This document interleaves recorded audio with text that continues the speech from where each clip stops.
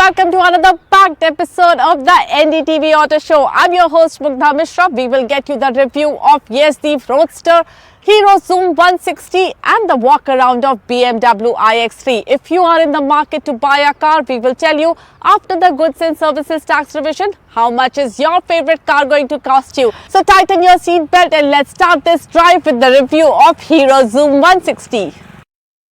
दोस्तों मिलिए हीरो की सबसे बड़ी स्कूटर से Xoom 160 जिसकी कीमत है 1.5 लाख रुपए एक शोरूम और इसे आज हम चलाने वाले हैं। बताएंगे रियल लाइफ में माइलेज कितना मिलता है, पुणे की शहरी ट्रैफिक में थोड़ा हाईवे पे चलेंगे और फिर थोड़ा घाट सेक्शन भी आएगा। सफर के दौरान बात करेंगे कैसी है ये स्कूटर, क्या आपको 1.5 लाख रुपए हीरो के स्कूटर पे खर्च करने चाहिए या फिर नहीं, और अंत तक आपको पता चलेगा कितना है इसका real life mileage. Trip reset हो चुका है 00 ट्रिप 2।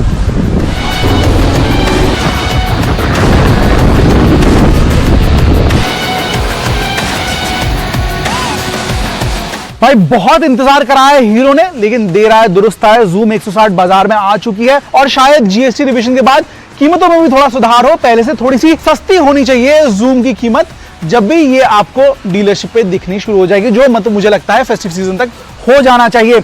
ओवरऑल डिजाइन की बात थोड़ी सी कर लेते हैं। मैक्सी स्कूटर है, 14 इंच के चक्के दिए गए हैं। फ्रंट में सिंगल चैनल एबीएस आपको मिल जाएगा। वाइजर का इस्तेमाल हो रहा है। जो डिजिटल डिस्प्ले है ये थोड़ा सा डेटेड लग रहा है। बहुत सी हीरो की स्कूटर्स में और मोटरसाइकिल्स में ये दिया जाता है, लेकिन ठीक है, मुझे लगता है शायद अपडेट के साथ इसे चेंज कर देना चाहिए जब भी ये आए। इसमें आपको connectivity feature, turn by turn navigation मिल जाता है। स्विच बोर्ड का जो क्वालिटी है ये ठीक ठाक है, सेटिस्फैक्टरी। अगेन मुझे लगता है बहुत सी दूसरी हीरो की मोटरसाइकिल में भी ऐसा ही आता है, तो थोड़ा सा कॉस्ट कटिंग आपको यहाँ पे दिख जाएगा। फ्रंट से अगर बात करें तो पूरा का पूरा ये एक मोटरसाइकिल का फ्रंटेड आप कह सकते हैं एडवेंचर मोटरसाइकिल का। यहाँ पे आपको एलईडी लाइट का इस्तेमाल हो रहा है हेडलैम्प क्लस्टर में।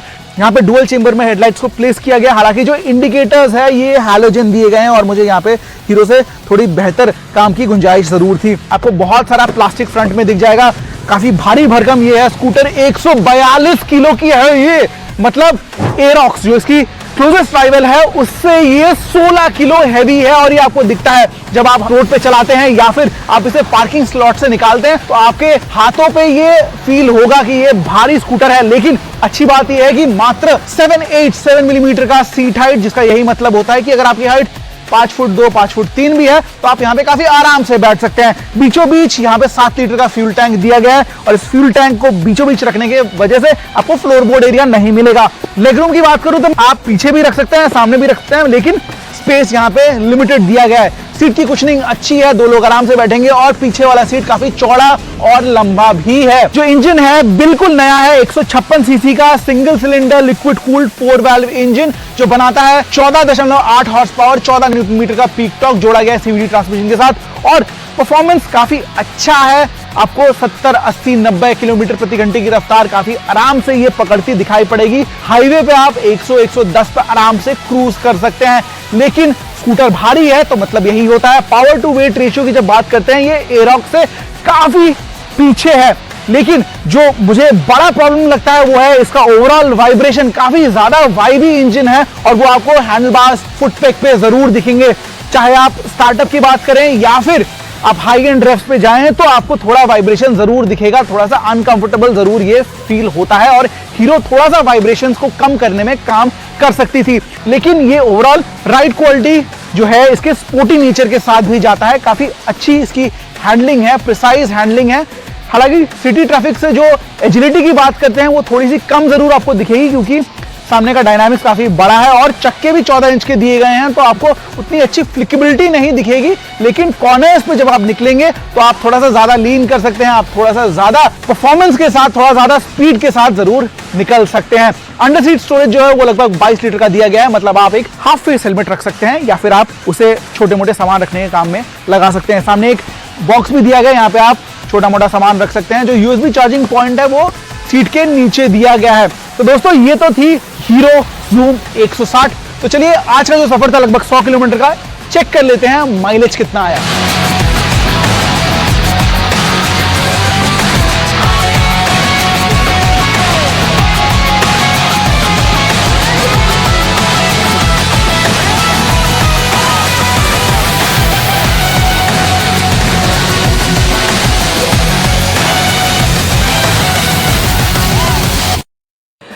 at the global unveil of BMW iX3, and this is very significant because this brings in a new architecture, Neu Klass.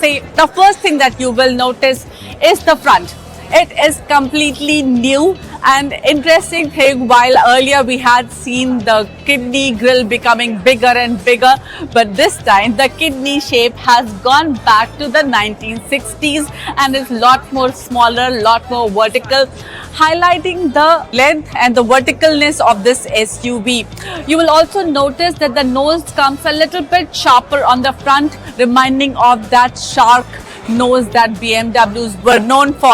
Now, other thing that you will notice is that there is no chrome here, and BMW tells us that instead of chrome, the chrome has been replaced by lights. So you have the lines, you have the definitions, but all those definitions come through with these lights, and that looks very, very cool. And of course, you should notice this kink here with the BMW logo, and this almost extends till the back. Looks quite neat. On the side, you have these 20-inch alloys. There are many designs available for alloys, and again, these are aero, flush door handles, a big panoramic sunroof, then Hofmeister kink here, and at the rear, you have these very good looking tail lamps. What I like about these tail lamps that they are very different. We see a lot of connected tail lamps going on these days, but these look modern and yet not a copy or not an inspiration. The boot space is quite deep, and this is the floorboard, and there is some space under the floorboard as well. So a good amount of space for your luggage. Now, when will this car come to India? Well, it's expected to hit Indian shows in 2027. But before that happens, what's going to happen is that lots of updates or new cars that will come from BMW will get this Neu Klass. What does this Neu Klass mean? Well, let me take you inside and show you. Now, this is where you will notice the most prominent changes. If you look closely, there is no screen in front of me here. Display for my speedo, tacho, all gone because everything has shifted up on my eye level. This is what BMW is calling a panoramic display. There is still one screen here. You can use this screen to customize what kind of widgets you want on in front for the panoramic display. I think what's special is the amount of tech that has gone in this iX3. Now, let me talk about a little bit about this screen, because if you notice, there are not that many buttons. There used to be a lot of buttons here in the center console, but very few buttons here. That's the route BMW is taking. Now, look at this very interesting looking steering wheel. First thing, this one is that M steering. This is the reimagination of the steering wheel that BMW has done. The floor is not so raised that I have to sit on a knee-high position. I can sit comfortably here.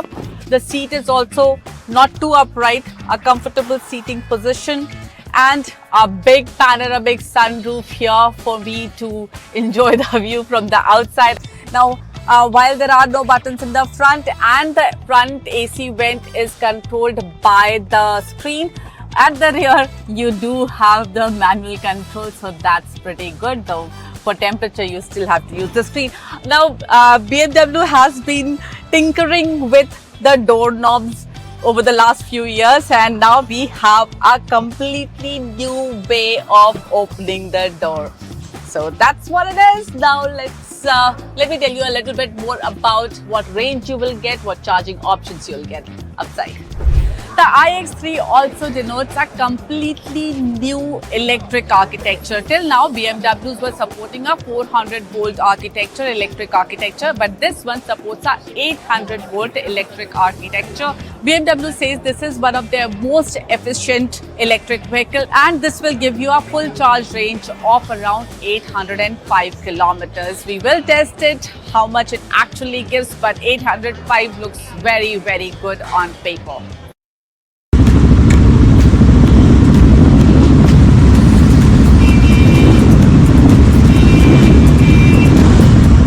वही palace है जिसके सामने KGF movie का shooting हुआ था। I like the brand Classic Legends. Limited resources but with a big heart. They are always on the quest to make their products better. And the question I have with me today is the Yezdi Roadster better than before or not? Essentially, their Alpha 2 engine 334cc single cylinder liquid cooled motor now houses in this Roadster, which makes 21.9 horsepower, 29.6 Newton meter of peak torque. It's mated to a 6-speed gearbox, and also it's a liquid cooled engine, and the internals have been changed drastically. The crank has been reworked, the exhaust has been rerouted, and the gearing has also been revised. Especially the rear sprocket now has 2 extra teeth, which means the low end of spectrum when you are through city riding, it should feel more pleasant, more breathable, and also that start stop on the clutch should not be bothering all that much. Well, I tried this motorcycle out from Mysore all the way to Coorg, roughly 120 kilometers through different terrain, and I think it's a pleasant upgrade. The engine feels refined than before, the NVH level has gone down, and when I am in tight city traffic, it feels slightly better. However, against its outright competitor Hunter, it might not feel all that agile. The wheelbase is much longer at 1440mm. This is one of the largest wheelbase that you get in the segment, and the front tire is also 18-inch compared to 17 on the Hunter, which means you got to sacrifice a little bit of agility to have that stability on the highway. But on the flip side, as I've mentioned, this one feels more planted on the highway, more power, more torque than Hunter, which means you can hold on to greater speed. Also, you have one extra mode now.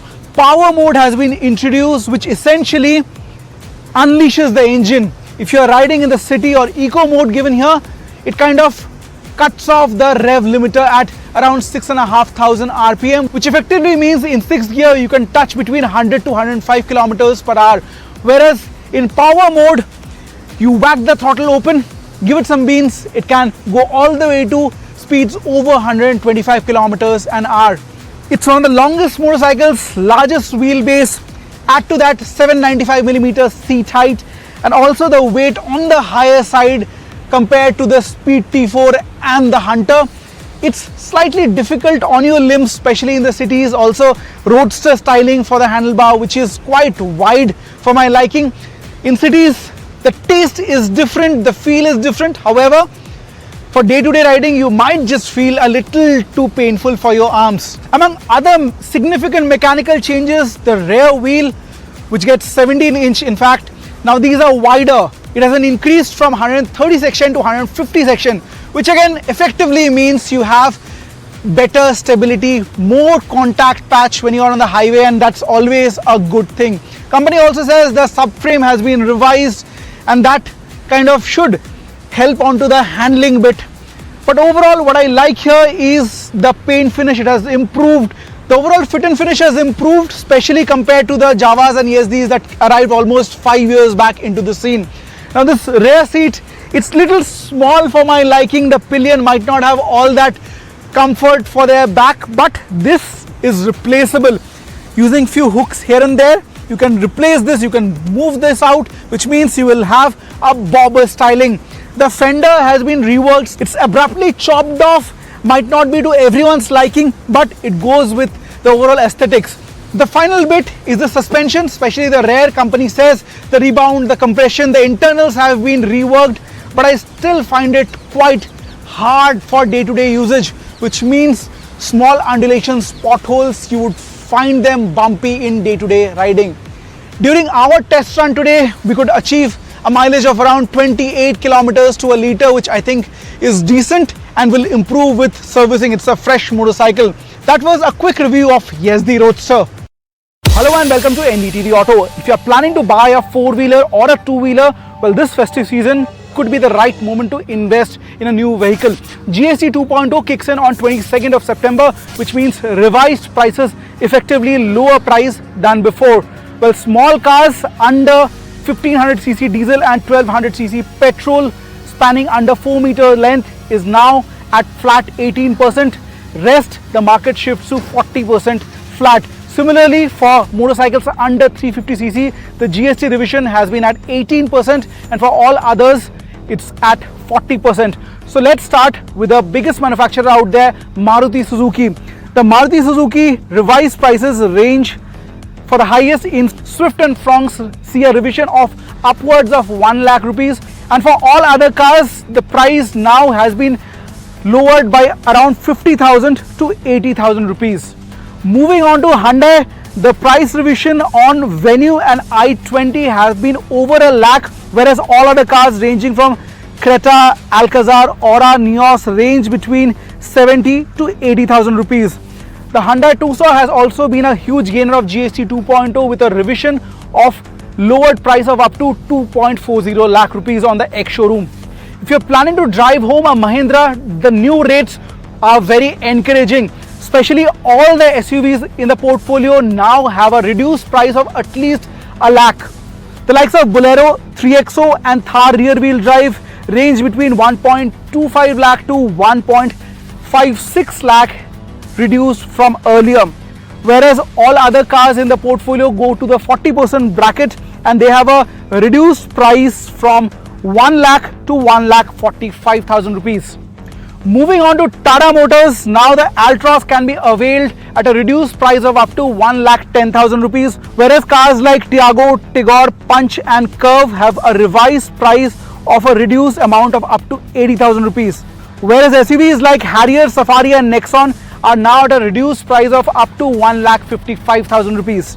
Toyota seems to have also been benefiting from the GST 2.0. If you're planning to buy a Fortuner, the reduced price is up to 3.5 lakh rupees. Whereas cars like Crista, Hi-Cross, they are at a rate of 1.15 lakh to 1.80 lakh. You can also avail the Hilux at 2.5 lakh rupees reduced amount. Also, the full import Velfire is now at 2.80 lakh lesser than before. The small cars which range between Glanza, Tizer, Rumion, Hyrider and Camry, the reduced price is up to 1,11,000 rupees.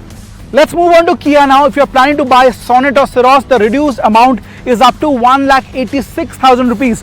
Whereas if you buy the likes of Seltos Carens or the new Carens Clavis, the reduced price is up to 78,000 rupees. Whereas if you're buying the full size Carnival, the reduced amount is up to 4.5 lakh rupees. If you're planning to buy a MG, the GST benefit on the Astra is up to 54 lakh rupees.